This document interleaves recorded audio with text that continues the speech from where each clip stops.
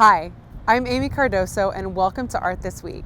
On this week's episode, we visit the Modern Art Museum of Fort Worth, and our interviewer, Kristen Cochran, speaks with artist Shirin Neshat about her exhibition, Shirin Neshat, I Will Greet the Sun Again. Now for Art This Week.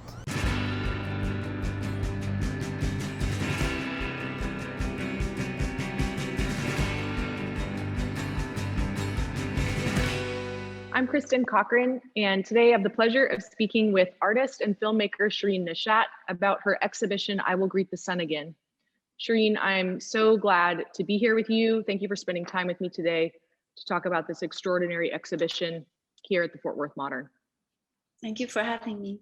So I feel like I could talk about the exhibition for hours. It's immersive. It's sort of has this grand scale. And it's really complex and nuanced in content. I just first want to start by saying thank you for sharing this work with us here in Texas. From one female artist to the next, I want to say thank you for your endurance as an artist and for committing to this work so wholeheartedly. The experience for me has been informative on so many levels and incredibly moving. So thank you. I'll jump right in because our time is limited. And I'm just going to ask you first to give a brief overview of the exhibition, what's on view here, and could you talk about the title?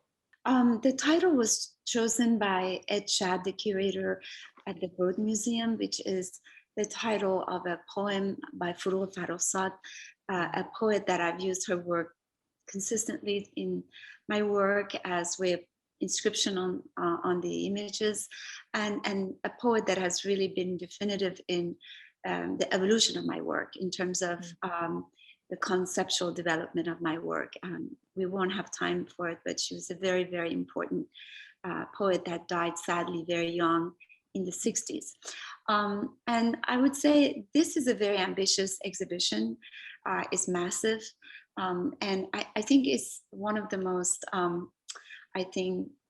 complete surveys of my work in the way that it really begins with the Woman of Allah when I first began to be an artist, and my point of view of an Iranian artist living outside of Iran, sort of looking back to her homeland and sort of questioning, framing issues about the Islamic Revolution and the role of women, etc., but all from the outside. Slowly, the work sort of moves toward the moving picture as I become rather exhausted from just doing the calligraphy over the photographs, and felt ambitious about experimenting and the need of making work that is more evocative and less directly political, and which is turbulent, rapture, passage.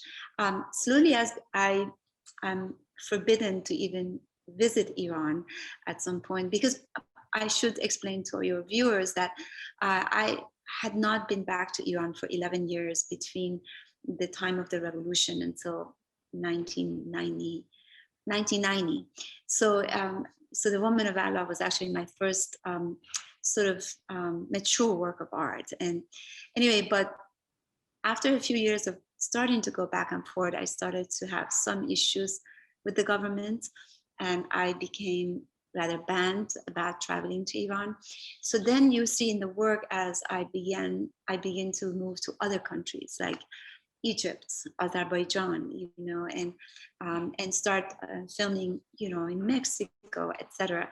And then toward the end of the exhibition, where it's Land of Dreams, my latest body of work in 2019, it's this return to the United States, a place that I've actually lived longer than my own country, but I've never really allowed myself to indulge on a conversation. And so the very first work is looking at Iran from the perspective of an outsider. And the last work is looking into American society, again, from the perspective of an outsider. In other words, this is a journey, I would say, of an artist that never quite feels like it belongs to here or there, but always somewhere in between. And the last thing I want to say, the work has always been deeply personal. So you're talking about inside and outside relationships, and I want to talk about that as it relates to your early photographic work. You mentioned that this work came out of your experience of returning to Iran. And maybe I'll say it this way, trying to understand or integrate your experiences in Iran as a young person and the Iran that became changed based on the revolution. And I think about this first series of photographs as a way for you to integrate inside and outside, perhaps. So if you could speak a little bit about that, and then also how you're using calligraphic language as a formal device and a conceptual device, and why poetry is important. So there's a lot jammed in there, but maybe we could start with that, the early work. Well, it is an excellent question. I think that for a lot of people, particularly Iranian people, they'll see that throughout all of this body of work, there's this conflicting forces between the Persian versus the Islamic tradition that rules Iran. And I think that, of course, a lot of my work in terms of its aesthetic borrows from the classic Islamic art. It's an elaboration of that, but also from Persian arts, in the way that we always had the integration of text and image, for example, in the Persian miniature, etc. And I think this divide, this conflict, emotionally, politically, is always been an issue as Iranian, that we are sort of conflicted between a very ancient history of mystics and poets of Persian traditions versus the political reality that has ruled Iran since 1979, that it's sort of unlike the Persian spirit in terms of it's very orthodox, it's very oppressive, it's very strict, and for many Iranians, they don't relate to it. So I think these work in a way talks about our past and the present, the Persian versus the Islamic identity, and an artist that is born from a generation that has experienced the time before the revolution.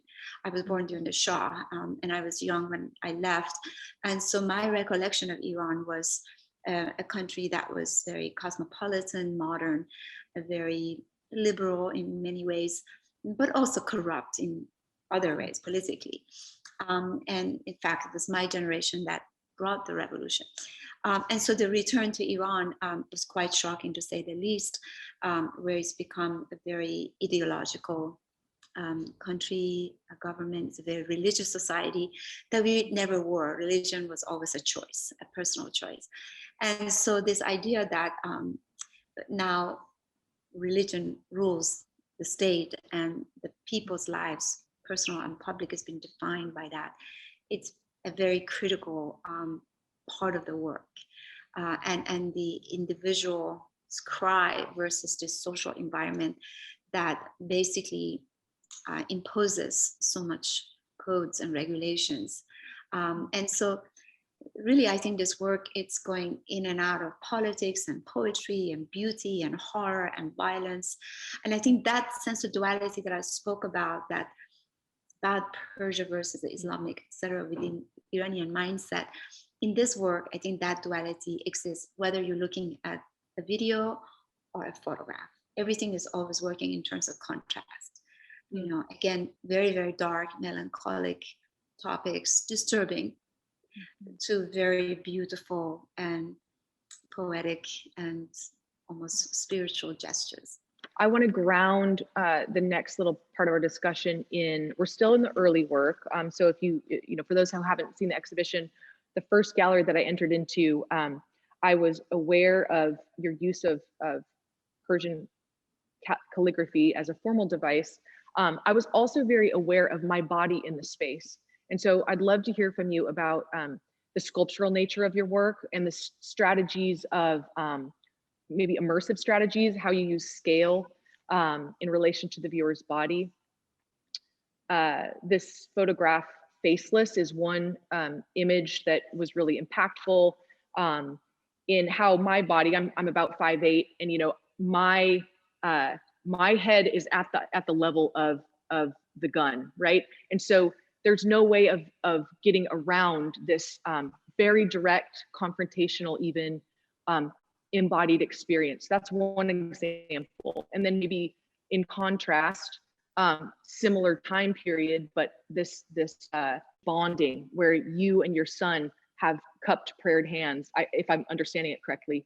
And again, my body is almost invited into the space of those praying hands. And I thought this was a really incredible part of your work. So if you want to talk about immersion, the sculptural aspect, whether it's photographs or perhaps turbulent enrapture, I'll leave that up to you. Yeah, it's a really an excellent point. A lot of this has been, of course, developing very intuitively, but the mere decision of always having the characters gaze on the audience, it's a very important decision, because normally, you know, when you view art or you go to a gallery museum, the audience are very passive. You know, they just sort of expect to be the judge. They expect to be reading the narrative. But in fact, I think the way that I've subconsciously gravitated toward making art is try to really draw the audience into the work, you know, and I feel that a lot of the images have been very imposing. Then later on, the move towards photo installations where, you know, the audience are surrounded by images, and the narrative is sort of embracing them, is that they're in the middle of it and they no longer could just be just so passive and walk away. And of course, human figure has been central to my work, whether female or male. But more so, I think that with the video installations, I felt that there was something very fantastic about creating work that is experiential, as opposed to objects that just hang on the wall and the viewer just passes by, you know. But even if it's really grabbing of your attention, it still is limited, you know, because our minds are trained that that's a photograph, I can look at it and then leave. But if you create a video that is 10 minutes long, there's a beginning, middle, and the end, and possibly situated that the projections are opposite walls, you know, you have no way of escaping the fact that you're in the middle of the narrative. You are actually the editor of the narrative, because you can't possibly watch two things on two opposite walls. And so for me, that puts the audience in relation to film experience in a very strange and interesting position, where in cinema you're actually quite passive. You sit in a chair and you expect to be entertained. So this has been something that I've worked quite a lot. And you're right, there's something sculptural about it. I like the idea of being, you know, with the videos, people being, you know, immersed in the landscape, really immersed in the landscape and in relation to the protagonist. And that's something that I've more and more, as I'm working still with photography, I find that I've become even more narrative with the Land of Dreams. You know, when you enter a room of 110 photographs, all of them looking at you of different backgrounds and ages and genders and whatever, you know, you're a little bit shaken inside, because, you know, you are a subject of all these eyes, you know. So I feel that that's something been very intuitive on my part, but I really try to draw as much as possible from the audience and not let them off so easy, you know, because it's not, I feel that there's always a risk of pleasing the audience or entertaining, but I want them to be impacted emotionally and in some cases physically. I appreciated that hugely. I mean, it's like we're sense beings, and so turbulent enrapture in particular, I found myself standing up, walking around, closing my eyes, moving back and forth. And so I felt very much the tension in the piece, and the struggle to interpret the work in my body. And I appreciate that very much. I'm going to shift gears to the room that I'm in now. This gallery is devoted to a body of work called the Book of Kings. I'd love for you to discuss some context related to this work, maybe how it relates to the Green Movement in 2009. And formally and visually, I was really interested and would love for you to talk about how the calligraphic script has shifted now in scale. It's almost imperceptible on, I think the sort of this catalog of images behind me, has very, very tiny script. And I'd love to talk about that decision. And we'll leave it at that for now. So maybe some context and some formal choices. It's very interesting because at some point I realized that unconsciously my work, the photographic work, have been a lot about narrating history. Like Woman of Allah was about the Islamic Revolution, or my feature-length film Women Without Men was about the 1953 coup d'etat in Iran by the CIA. Or, by the time we got to the green movements, which I became somewhat active. I think every Iranian became active because of the excitement that it created by the youth. These uprisings were so contagious. But I think for me, just put it simply, this body of work is in a way of capturing the euphoria of this uprising that was so positive, and that yet the aftermath was so tragic and sort of devastating in the way that not only the governments and all these people of power succeeded to silence these young people. Many of them got killed. And so in my mind, this group of work, the Book of Kings, sort of summarizes or captures that period of excitement in Iran. And therefore, in part of the narrative, we have the patriots with the hands on their heart, which is the universal symbol of the Legion of Honor and love of nation. And then this wonderful people behind you that are sort of innocent bystanders. And then you had the three villains that to me represented the people of power and were wearing these illustrations. Now, another major reference was to the Book of Kings, which is called Shahnameh in Iranian literature, that was written by Ferdowsi, I believe, in 10th century. And that is also it's sort of an epic book of poetry that captures another moment of Iranian history during the Arab conquest. But to me, what was really interesting is how, by looking back at this very fictionalized history that he creates, it's like the history is being repeated, but also that this notion of patriotism and nationalism, it's been reborn, but at a different time in different place. So I use that book as a reference, and the illustrations come directly from that book. And lastly, the reason for the writings to be so small is that the calligraphy has a tendency to dominate the faces. And I thought that these young people's faces were so powerful that I wanted that text to be just written on their skin, but without overpowering their expression. That's wonderful. It's very faint, and it sort of animates the surface in a way that almost made me feel like looking at the script as it interacts with skin pores and hair, and it's like it becomes integrated not only with the image but with the figure, which I thought was just beautiful. So we'll talk about this most recent body of work from 2019, Land of Dreams. This is a multi-part project that involves still and moving image. So I'm in a gallery and I'm surrounded by 100 plus portraits. Could you just explain to viewers, who are these people that are around me? What are the stories or dreams that you're telling? And then the second part of the question is going to relate to the video installation, which is in the room next door, The Colony and Land of Dreams. Well, first I have to explain a little bit about the video, because the protagonist in the video is an Iranian woman photographer. It's obviously my own extension. And basically, she goes door to door and asks American peoples at their household whether she could take their portrait. And she claims she's an artist or student of art. And then at the end, she always asks for their latest dreams.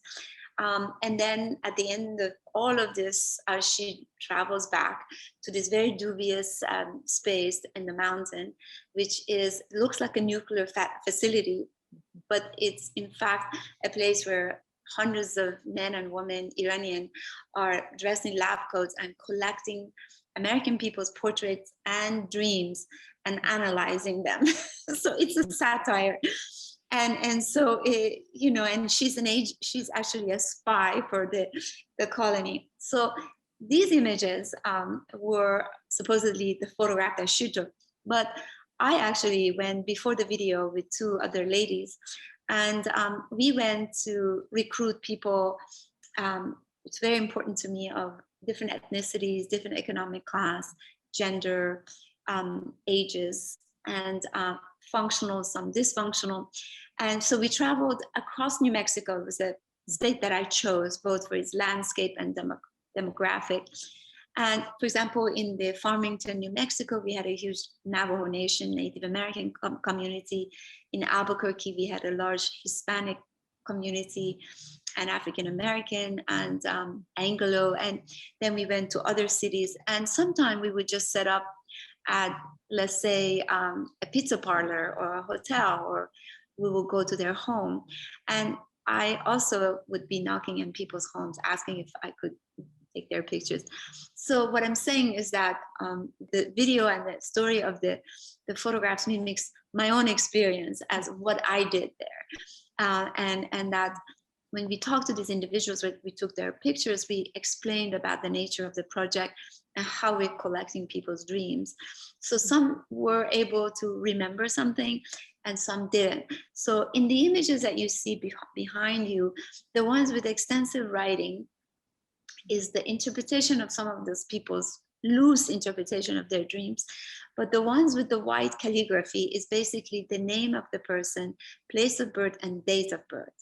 And so really, I always saw the photographic installation, the video, as one work, one immersive work. And to add to that, it becomes more complex. This year, in the fall of 2020, we shot a feature-length film also called The Land of Dreams, where the same actress plays the main role and still goes after American people's dreams and portraits, but in a whole different kind of scripted way. So my idea was how to come up with a concept that could collapse into 3 different mediums: photography, video, and cinematic work. Thank you so much. I have one final closing question, and it's about longing. I really enjoyed reading this conversation between you and Glenn Lowry in the catalog for the exhibition. And in it, he identifies longing as a central component of your work. That was his word. And you said, without your experiences of exile and displacement and longing, you would never have become an artist. So I don't know if you have any final thoughts that relate to longing and this exhibition.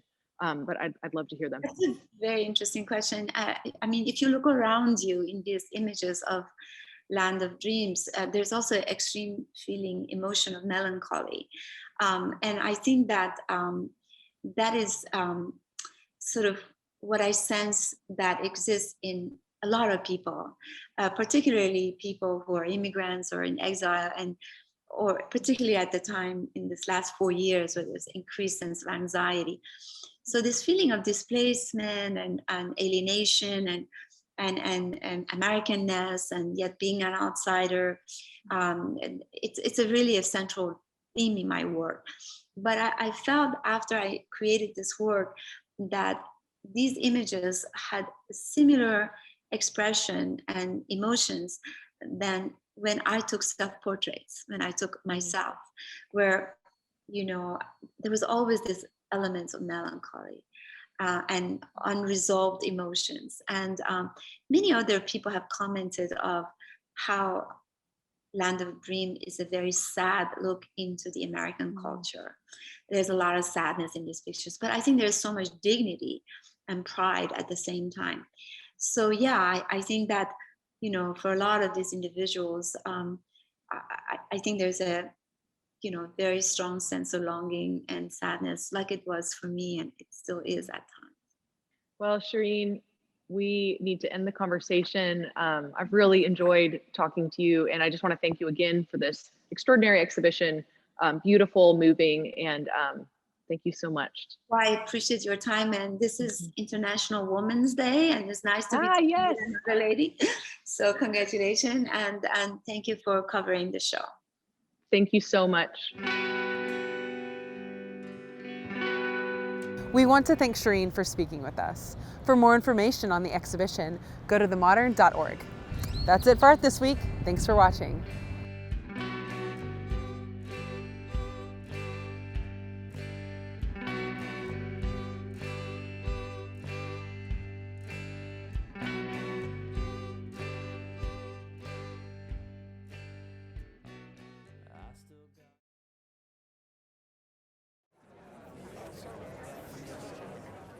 Find all of our videos and sign up for our newsletter at artthisweek.com. Follow us on Facebook, Instagram, YouTube, and Twitter.